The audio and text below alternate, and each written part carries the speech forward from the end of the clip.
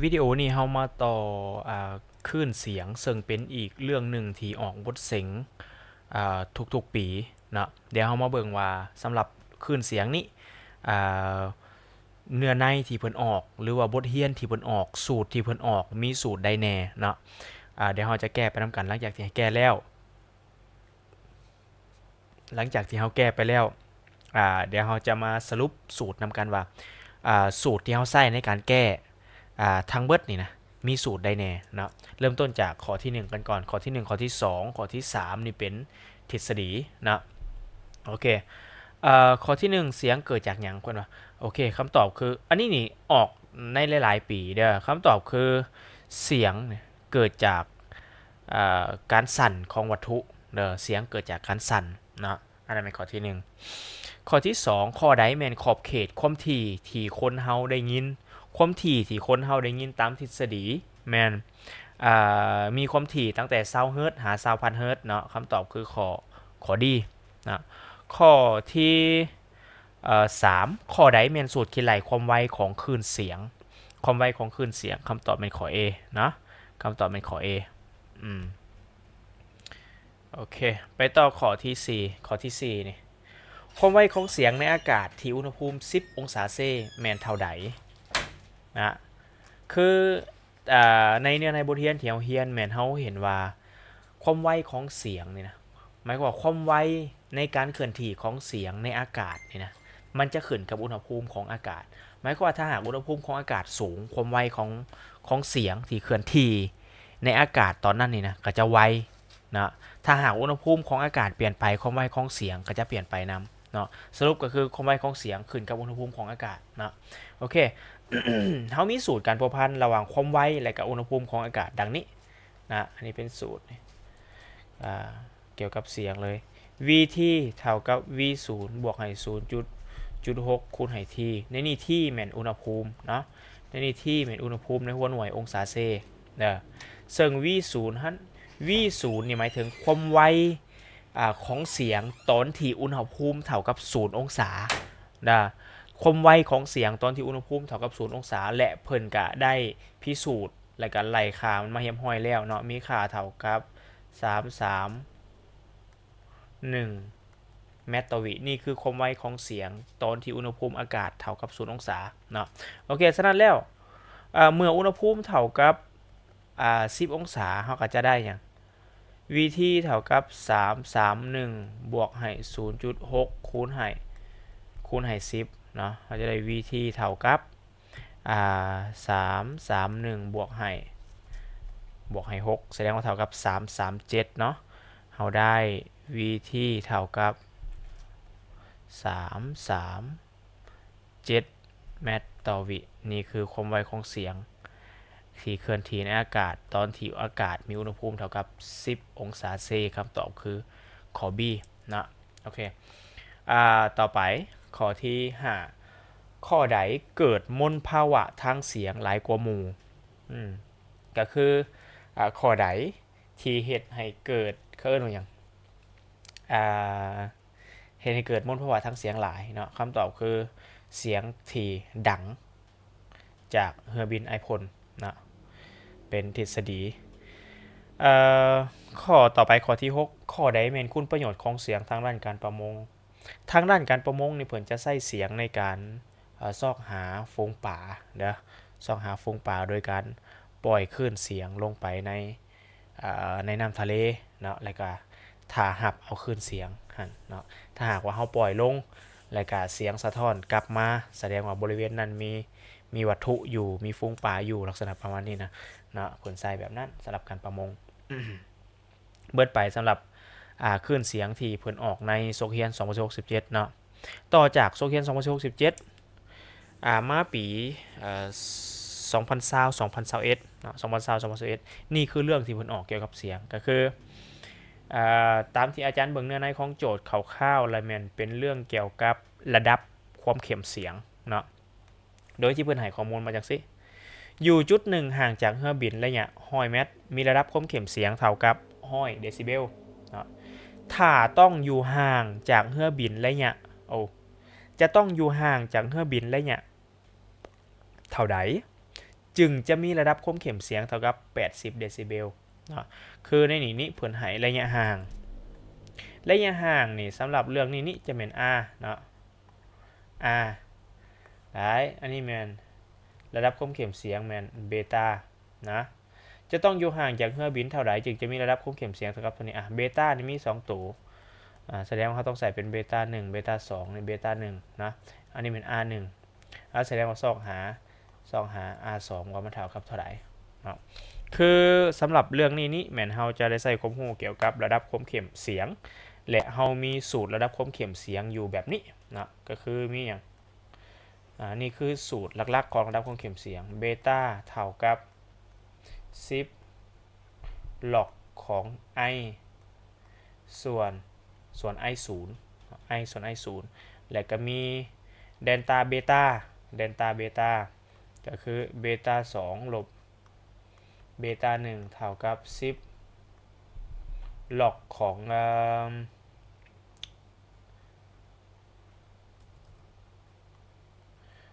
R1 กำลัง2ส่วนให้R2 กำลัง2นี่นะซึ่งในกรณีของข้อ7นี้แม่นอาจารย์จะนำใส่ในสูตรที่2นี้ก็คือเบต้า2ลบเบต้า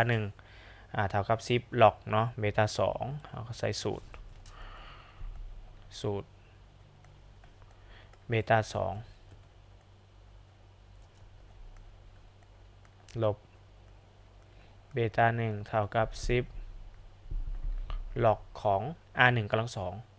R1 กำลัง2ส่วน R2 กำลัง2 R1 กำลัง2 R1 เท่ากับห้อยก็คือ10กำลัง2พยายามให้เฮาเปลี่ยนไปเลขกำลังโลดเด้อห้อยแม่น10กำลัง2เนาะ10กำลัง2ขึ้นกำลัง2อีกวัดหนึ่งมาจ้ะได้ส่วนให้ R2 กำ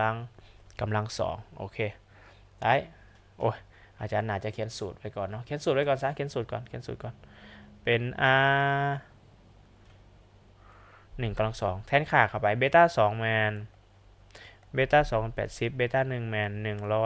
100เท่ากับ10ล็อกของ R1 กำลัง2 R1 กำลัง2ก็คืออาจารย์จะแทนเป็น10กำลัง2ส่วนให้ R2 กำลัง2เนาะแล้วการแก้เลขแบบนี้ก็คือตัวนี้เขาจะลบกันออกอยู่ลบ20เนาะเท่ากับ10ล็อกของ10กำลัง4เนาะ10กำลัง2สมมติกำลัง2ออก10กำลัง4ส่วนให้R2 กำลัง2ขั้นตอนต่อไปเราจะย้าย10มาหารเนาะจะได้ลบ20หาร10เหลือลบ2นี้เท่ากับล็อกของ10กำลัง4ส่วนให้ R2 กำลัง2มาฮอดขั้นตอนนี้เราจะได้ใส่คุณลักษณะของล็อกเนาะซึ่งเราจะใส่ตัวนี้เราจะใส่ตัวนี้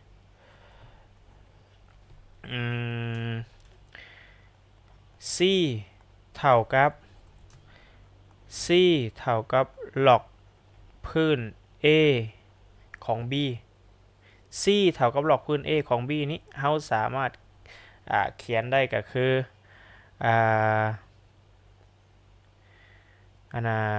ไม่อย่าง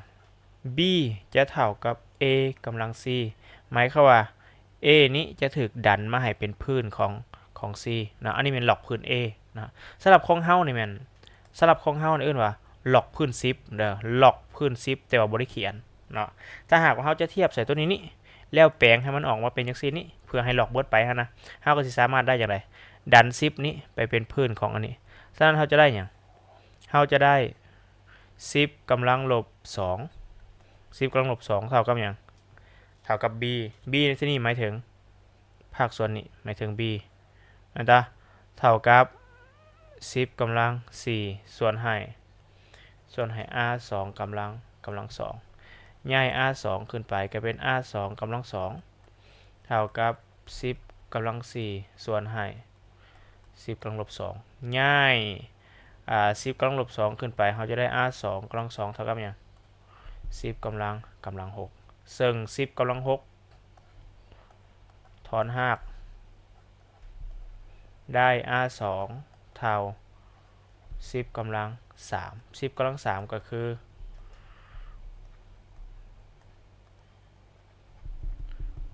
1,000 เมตรนั่นเองนะอันนี้มันวิธีแก้โจทย์แบบนี้นะกรณีเขาจะให้เบต้ามา2ตัวสูตรที่เขาใส่เขาจะใส่สูตรนี้ได้ความจริงแล้วสูตรดังกล่าวนะมันจะมีก็อย่างมีพี่อยู่น้ำเนาะมีพี่อยู่น้ำเป็นพี่สองทั้งลุมแมนพี่หนึ่งสินะแต่อันนี้แมนสำหรับกรณีขอนี่แมนอาจารย์บ่ได้เอาพี่เข้าไปเนื่องจากว่าเฮือบินนี่เป็นเฮือบินลำเก่าเฮือบินลำเดียวเนาะต่างแต่ว่าระยะห่างแตกต่างออกไปซื่อๆเนาะฉะนั้นแล้วพี่ที่เป็นกำลังของเสียงฮะจะมีค่าเท่ากันเนาะจะมีค่าเท่ากันโอเคสำหรับคำตอบข้อที่7แมนขอ B นะคำตอบข้อที่7เป็นขอ B ก็คือออกอยู่ 1,000 หรือว่า10 กำลัง 3เนาะไปเบิ่งข้อที่8ข้อที่8น่าจะเป็นคำว่าข้อใดเนาะข้อใดแม่นค่าความไวของเสียงเคลื่อนที่อยู่อุณหภูมิ30องศาเซก็จะให้อุณหภูมิมาแล้วถามหาความไวของเสียงอีกละเห็นปะคือในโซเฮียน2016 2017ก็ออกมาโซเฮียน2020 2021ก็ออกแสดงว่าอย่างแสดงว่าสูตรนี้เป็นสูตรที่เขาต้องกำให้ได้ละวิธีนะอาจารย์เขียนอยู่เบื้องนี้ซะวิธีเท่า v0 ก็คือเท่ากับ331บวกให้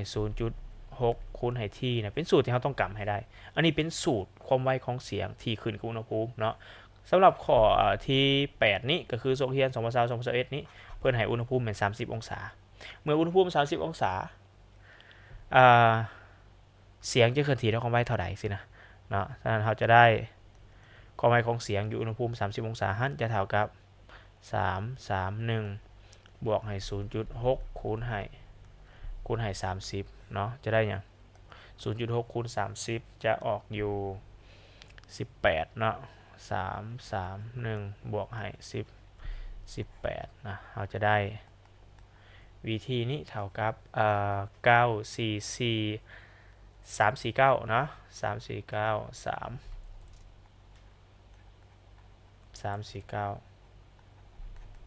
349 เมตรต่อวิได้ออกง่ายๆสำหรับเรื่องเสียงออกบ่ยากเนาะ349คำตอบคือข้อ B ข้อที่9เสียงเกิดจากใสอีกแล้วข้อที่9เขียนเกิดจากใสคำถามข้อนี้นี่เคยออกในซกเฮียน2016-17ว่าเสียงเกิดจากหยังอันเดียวกันเนาะเสียงมันเกิดจากการสั่นไหวของวัตถุหรือว่าเกิดจากการสั่นของวัตถุเนาะคำตอบเป็นข้อ A คำตอบเป็นข้อ A โอเคไปต่อข้อที่10ต่อข้อที่10ข้อที่10คนผู้หนึ่งยืนอยู่แคมทางรถตำรวจเคลื่อนที่ออกจากลาวไปทางสื่อด้วยความไวคงคา10 เมตรต่อวิถ้ากำลังเสียงของวอ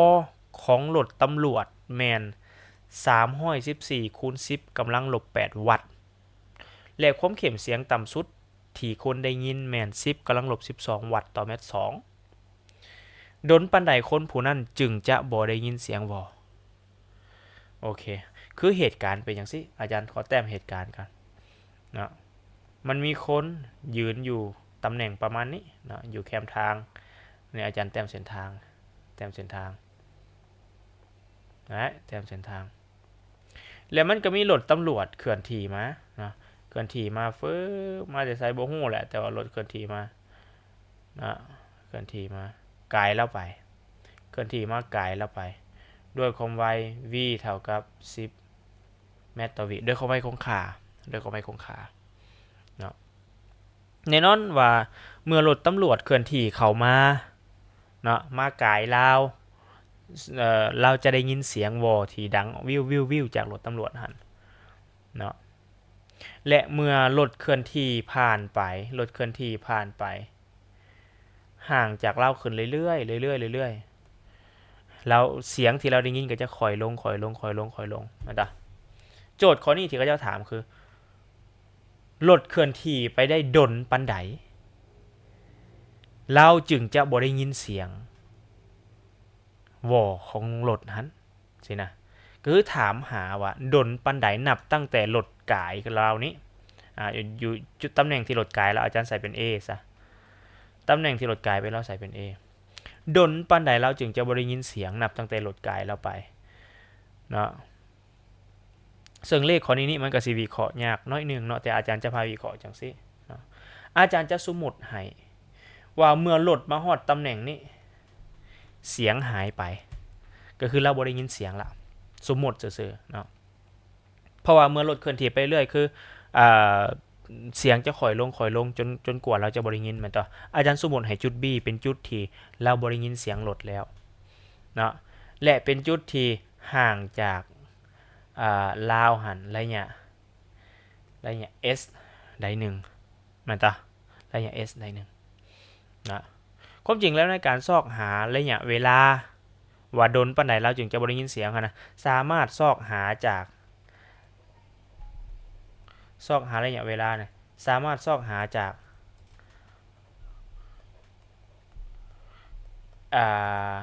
S เท่ากับ V คูณ T ได้ก็คือ T เท่ากับ S ส่วน V ได้แบบนี้คือจบเลยอันต่อต่างแต่ว่าปัญหานี่ก็คือระยะตั้งแต่นี้หานี่เฮาบ่ฮู้นั่นคือปัญหาความไวตัว v นี่เฮาฮู้แล้วเขาเจ้าให้มานั่นต่อนี่คือจุดที่เป็นห้อยต่อระหว่างบทเรียนเก่ากับบทเรียนใหม่ที่เกี่ยวข้องกับเสียงนะที่เกี่ยวข้องกับเสียงเฮ็ดจังไดล่ะคือนี่แหละคือความยากถ้าหากนักเรียนบ่สามารถเสริมโยงได้โจทย์ข้อนี้แก้อาจจะบ่ได้ซ้ำเนาะแต่อาจารย์จะแนะนำจังซี่เด้อคือถ้าหากว่าเฮากำหนดให้จุด B เป็นจุดที่คนหันบ่ได้ยินเสียงแล้วจุดที่คนหันบ่ได้ยินเสียงเนาะหมายความว่าเมื่อบ่เสียงก็คือเมื่อรถมาฮอดนี้คนนี่นะบ่ได้ยินเสียงละตอนนี้คนนี่บ่ได้ยินเสียงละนะคนนี่บ่ได้ยินเสียงนะถามว่ามันต้องห่างจากไสเราจึงบ่ได้ยินเสียงกรณีนี้นี่เฮาสามารถใช้ความรู้เกี่ยวกับเรื่องของเสียงได้เฮามีสูตรคิดไล่จังซี่อาจารย์สิซอกหา S ถ้าหากว่าเฮาจับเรื่องนี้ไปเกี่ยวข้องกับเรื่องเสียงนี่ S นี่นะหมายถึงระยะ หันแม่นต่อได้เฮามีสูตรก็คือหยังเฮามีสูตร I เท่า P ส่วน4 PR กำลัง2นี่นะเห็นบ่เฮามีสูตรนี่โดยที่ R นี่นะ R แม่นระยะห่างจากบ่อเสียงหาจุดที่เฮาฟังเสียงแม่นบ่คือเมื่อรถมาฮอดจุด B แสดงว่าบ่อเสียงนี่อยู่จุด B เนาะจุดที่เฮาฟังเสียงหมายถึงจุด A จุดที่คนผู้นั้นยืนอยู่นี่นะแม่นระยะห่างจากบ่อเสียงหาจุดที่ฟังเสียงเพราะฉะนั้นแล้ว S ที่อาจารย์แต้มมาในเบื้องต้นนี่นะอาจารย์จึงบอกว่า S กับ R แม่นอันเดียวกันเนาะ S กับ R แม่นอันเดียวกันแสดงว่าหยังแสดงว่า T นี่นะเท่ากับ R ส่วนให้ V เนาะฉะนั้นเวียกเฮาคือต้องไปซอกหา R นะและในการซอกหา R เฮาก็สามารถใช้ความรู้เกี่ยวกับตัวเสียงนี่ได้อันใดได้ถอนเอา R ติดกำลังสองมาก่อน R กำลังสองนี่เท่ากับ P ส่วนให้4 P คูณให้ I เนาะ4 P คูณให้ I ซึ่ง P แม่นเท่ากับ3 1 4คูณ10กำลังลบ8ส่วนให้4คูณให้ P แม่น3.14แล้วมาคูณให้ I นี่แม่นหยังอาจารย์ I นี่ละแม่นความเข้มเสียงที่คนเฮาหันได้ยินความเข้มเสียงที่คนเฮาได้ยินเนาะมีค่าเท่าใดล่ะคือในกรณีของโจทย์ข้อนี้นี่นะเนาะเขาจะถามว่าดนปานใดเราจึงจะบ่ได้ยินเสียงแสดงว่า รถนี่นะต้องเคลื่อนที่ออกไปจากลาวระยะใดหนึ่งเราจึงจะบ่ได้ยินเสียงเนาะเราบ่ได้ยินเสียงเนี่ยหมายความว่าหยังหมายความว่าตำแหน่งของเรานี้จะมีความเข้มเสียงเท่ากับความเข้มเสียงต่ำสุดเราจึงจะบ่ได้ยินเสียงนี่คือหลักการวิเคราะห์เนาะความเข้มเสียงอยู่จุดเราต้องมีค่าต่ำสุดเราจึงจะบ่ได้ยินเสียงเข้าใจบ่นั่นหมายความว่าหยังนั่นหมายความว่าความเข้มเสียงอยู่จุดนั้นต้องมีค่าเท่ากับ10กำลังลบ10 12วัตต์ต่อเมตร2เด้อถ้าหากว่าเราอยากหาว่าเฮ้ยเราต้องห่างออกไปเท่าใดจึงจะบ่ได้ยินเสียงแสดงว่าหยังไอตัวนี้ก็ต้องเป็นไอที่เรา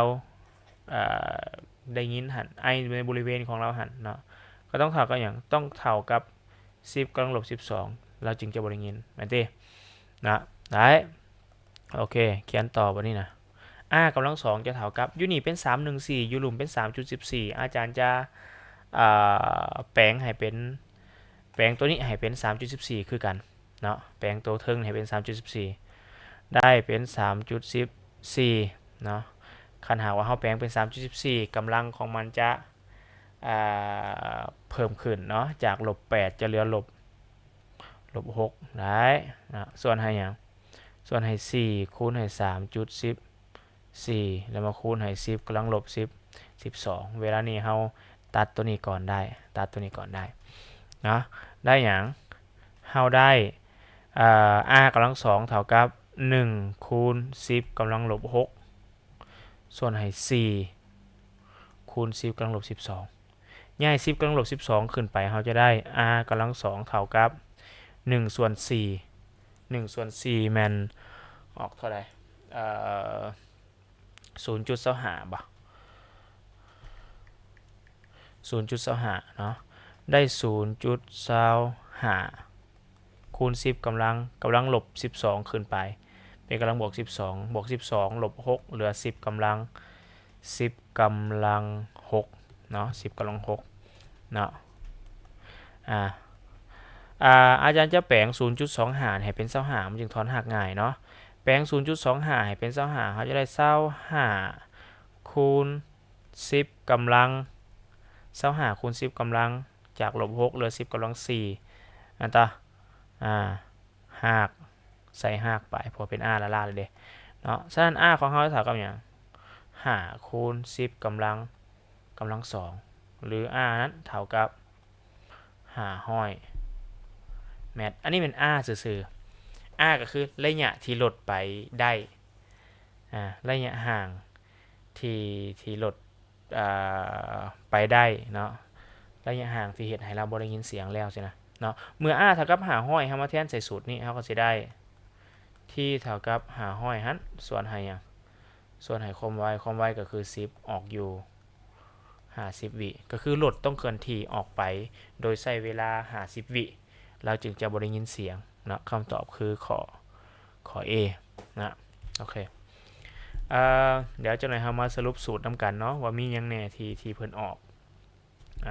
อาจารย์จะอ้อมสูตรไว้นี่คือสูตรที่เราใช้นะนี่คือสูตรเกี่ยวกับระดับความเข้มเสียงที่เราใช้มาเบิ่งข้อที่11อีก2ข้อสุดท้ายข้อที่11คนผู้หนึ่งยืนอยู่ต่อหน้าของผาภายหลังเราห้องขึ้น2วิภายหลังเราห้องขึ้น2วิต่อมาจึงได้ยินเสียงสะท้อนจากหน้าผาถ้าอุณหภูมิของอากาศตอนนั้นแม่น30องศาคนผู้นั้นอยู่ห่างจากหน้าผาเท่าใดนะโอเคอาจารย์จะแต้มรูปขึ้นมาเพื่อให้เฮาเห็นภาพเติมอาจารย์สมมุตินี่คือหน้าผาเนาะและนี่คือจุดที่คนหันยืนอยู่ห่างจากหน้าผาระยะ s ได้1ซะห่างจากหน้าผาระยะ s ได้1ที่เฮาบ่ฮู้เนาะแล้วห้องขึ้นไปหลังจากที่เราห้องขึ้นไปฟึบอีก2วิเราได้ยินเสียงสะท้อนกลับมานะเขาจะถามว่าเราอยู่ห่างจากหน้าผาเท่าใดนะได้ เมื่อเราห้องขึ้นปุ๊บนี่นะเสียงจะออกจากปากเราไปเสียงจะออกจากปากเราไปกระทบใส่หน้าผาเมื่อกระทบใส่หน้าผาเสียงจะสะท้อนกลับมาโดยที่เสียงใส่เวลาไปและกลับหันแม่น2วินะคือที่เนี่ยไปกลับเท่ากับ2วินี่คือข้อมูลที่เรามีแล้วถามหาระยะห่างก็คือเป็นระยะทางที่เสียงไปได้หันต่อแม่นต่อระยะห่างก็หมายถึงระยะทางที่เสียงเคลื่อนที่จากปากของเราไปหาหน้าผาหันระยะห่างแม่นติซึ่งระยะห่างที่นี่ก็คือ s หันส่วนในการส่องหา s ก็คือเราสามารถใช้สูตรธรรมดาคือ s เท่ากับ v คูณ t คือจบ s เท่ากับ v คูณ t คือจบเนาะนี่เป็นระยะทางที่เสียงไปได้จากคนผู้นั้นหาหน้าผาเนาะในการส่องหาระยะทางที่เสียงไปได้เราก็เอาความไวของเสียงมาคูณให้กับเวลาที่เสียงใส่เท่านั้นพอเนาะซึ่งความไวของเสียงในขณะนั้นแม่นเราสามารถซอกได้เนาะตอนนั้นแม่นอุณหภูมิแม่น30องศาเซเราสามารถซอกหาความไวของเสียงได้จากสูตร331บวกให้ 0.6 แล้วคูณ t นั่นที่แม่นที่ตัวนี้แม่นบ่แม่นเวลาเด้อแต่มันเป็นอุณหภูมิเนาะแสดงว่าเท่ากับ331บวกให้ 0.6 คูณให้30เนาะบวก 0.6 คูณ30เนาะมันก็สิออกอยู่เท่าไหร่349บ่เนาะเพราะว่า 0.6 คูณ30ออกอยู่1818เป็น349เมตรต่อวินี่คือ v นะฉะนั้น s เราจะได้อย่างเราจะได้349คูณให้ t และ t บางคนจะไปหลงเอา2บางคนหลงเอาที่เท่ากับ2บ่แม่นเด้อในกรณีนี่แม่นเสียงนะเสียงเกิดการสะท้อนเวลา2วิเป็นเวลาที่เสียงไส้เคลื่อนที่ไปแล้วก็กลับเนาะแต่ว่าสิ่งที่เราซอก s นี่นะแม่นระยะที่เสียงไปหรือกลับเท่านั้นเนาะฉะนั้นแล้วเวลาที่เราใช้เพื่อซอกหาระยะที่เสียงไปหรือกลับนะเราจะเอาเพียงแต่เวลาที่มันใช้ไปหรือกลับเท่านั้นเนาะเราจะบ่ได้เอาเวลาที่มันใช้ไปและกลับ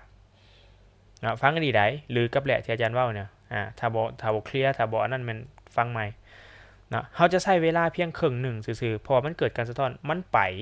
แล้วก็กลับนะทั้งเบิดมันใช้เวลาอยู่2วิเนาะแต่ว่าในการเคลื่อนที่ไปฮะจะใช้เวลาเพียงแต่ครึ่งหนึ่งเนาะฉะนั้นแล้วที่นี่นะเราต้องเอาเวลาอันนี้มาหาร2ที่ใช้แท้ๆนะเวลาทั้งหมดนี่มาหาร2ซึ่งเมื่อเอาเวลาทั้งหมดมาหาร2จะได้หยังจะได้ที่เท่ากับ1เหมือนติได้ที่เท่ากับ1ฉะนั้น s ของเราจึงเท่ากับ349เมตรนี่คือ ระยะห่างจากหน้าผาหาคนผู้นั้นคำตอบเป็นข้อ C เนาะอันนี้เป็นข้อที่11ออกในซกเฮียน2022-2023ซกเฮียน2022-2023นี่มีเพียงแต่ข้อเดียวที่เพิ่นออกเรื่องคลื่นเสียงเนาะก็คือเพิ่นออกโดยการใส่สูตรตัวนี้ใส่สูตรตัวนี้คู่กับสูตรการเคลื่อนที่สม่ำเสมออันนี้ก็เป็นสูตรการพบพันระหว่างระยะที่เสียงไปได้เวลาที่เสียงใส่และก็ความไวของเสียงเช่นกันเนาะโอเคมาเบิ่งข้อสุดท้ายว่าเพิ่นออกหยังข้อสุดท้ายเพิ่นออกหยังข้อสุดท้ายมันออกในซกเฮียน2023-2024สิ่งที่เพิ่นออกก็คือเพิ่นว่าคนผู้หนึ่งสังเกตเห็นฟ้าแมบเหลื่อม4 วิต่อมาเราได้ยินเสียงฟ้าห้องถ้าอุณหภูมิของอากาศเวลานั้นแม่น20องศาเซจุดที่เกิดฟ้าแมบเหลื่อมอยู่ห่างจากคนผู้นั้นเท่าใดโอเคเหตุการณ์คนละเหตุการณ์กันเด้อกับข้อที่11คือเดี๋ยวนี้นะสำหรับข้อ12เพิ่นบอกว่ามันมีจุดฟ้าเหลื่อมซะอยู่นี่เนาะจุดฟ้าเหลื่อมคนนี่ยืนอยู่นี่คนยืนอยู่นี่ฟ้าเหลื่อมพึบหลังจากฟ้าเหลื่อม 4 วิต่อมาเราได้ยินเสียงฟ้าห้องเนาะก็คือแสงที่เกิดจากฟ้าเหลื่อมมันมากระทบตาแล้วก่อนก็คือเราจะเห็นแสงจากฟ้าเหลื่อมแล้วจากนั้น4 วิต่อมาเราได้ยินเสียงฟ้าห้องคือฟ้าเหลื่อมนี้กับฟ้าห้องนี้จะเกิดน้ำกันเนาะจะเกิดน้ำกันนะหลังจากฟ้าเหลื่อม4 วิต่อมาเราได้ยินเสียงฟ้าห้องแสดงว่าอย่างหลังจากที่มันเหลื่อมปุ๊บมันก็จะส่งเสียงออกมาหาเราส่งเสียงออกมาหาเราส่งเสียงออกมาหาเราโดยใช้เวลาที่เท่ากับ4 วินะเท่ากับ4 วิถามว่าจุดที่ฟ้าเหลื่อมห่างจากคนพวกนั้นเท่าไหร่คือซอกหาระยะห่างอันนี้ซอกหาจุดที่ฟ้าเหลื่อมนะอาจจะเป็นระยะห่างตามลวงนอนนี่ก็ได้ระยะห่างตามลวงนอนนี่เนาะที่ก็เป็นเวลาที่มันใช้จากจุดฟ้าเหลื่อมระยะห่างตามลวงนอนก็ได้คือ s เนาะซึ่ง s เท่ากับสามารถซอกหา s เท่ากับ v คูณ t ได้นะ s เท่ากับ v คูณ t ได้ในนั้น v เท่ากับอย่าง v เวลานี้นะแม่นอุณหภูมิเท่ากับ20องศาเซฉะนั้นในการซอกหา v ก็ถ้าเฮาสิใช้สูตร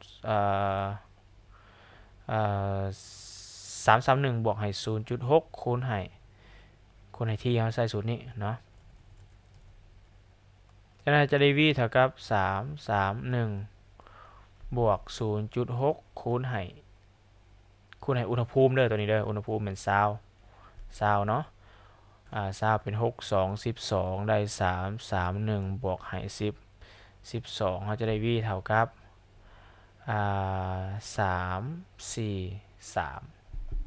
เห็นปะ343ต่อ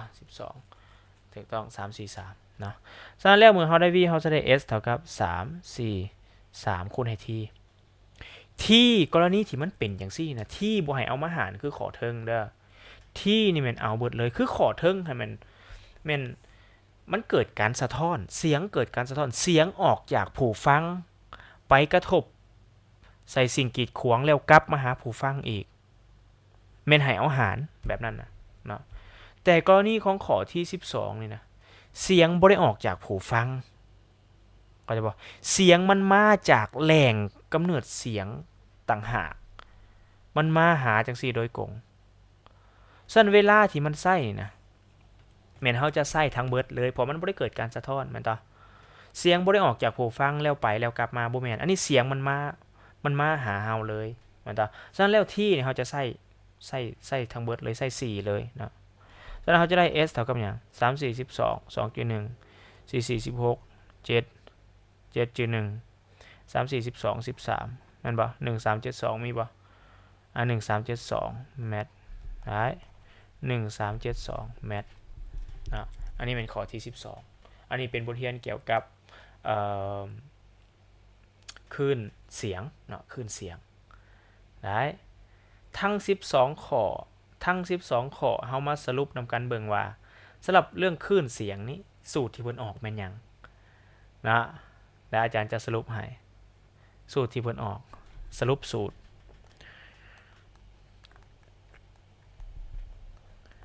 สรุปสูตรอันที่1ที่เฮาขาดบ่ได้ก็คือสูตรการพัวพันระหว่างความไวความยาวคลื่นและก็ความถี่คลื่นก็คือ v เท่ากับลำดาคูณ f หันอันนี้เฮาควรเอาไว้ให้มีเนาะนอกจากนั้นเท่ากับหยังเท่ากับลำดาส่วนที่